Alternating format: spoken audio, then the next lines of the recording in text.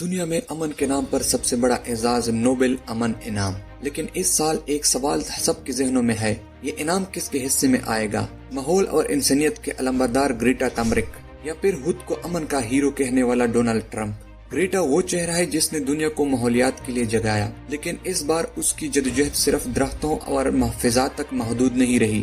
غزہ کے لیے امداد بھیجنے کی کوشش، انسانی حقوق پر واضح موقف اور جنگوں کے خلاف اس کی پرعزم آواز اس سال نوبل امن انعام کے دوڑ میں سب سے مضبوط امیدوار بنا رہی ہے۔ دوسری جانب امریکی صدر ڈونلڈ ٹرمپ، ان کا دعویٰ ہے کہ اس نے 7 بڑی جنگیں رکوا کر دنیا میں امن قائم کرنے کی کوشش کی، لیکن حقیقت یہ ہے کہ ان کی خارجی پالیسی ہمیشہ متنازع رہی اور کئی فیصلوں نے عالمی اختلاف کو مزید گہرا کیا۔ اسی لیے ناقدین کے مطابق نوبل انعام کے دوڑ میں ان کا امکانات اب کمزور دکھائی دیتے ہیں۔ آخرکار نوبل انعام جس کی بھی حصے میں آئیں، حقیقی کامیابی اس کی ہوگی جو انسانیت کے لیے کام کریں، کیونکہ امن ایوارڈ سے نہیں، انسانیت کے کردار سے بنتا ہے۔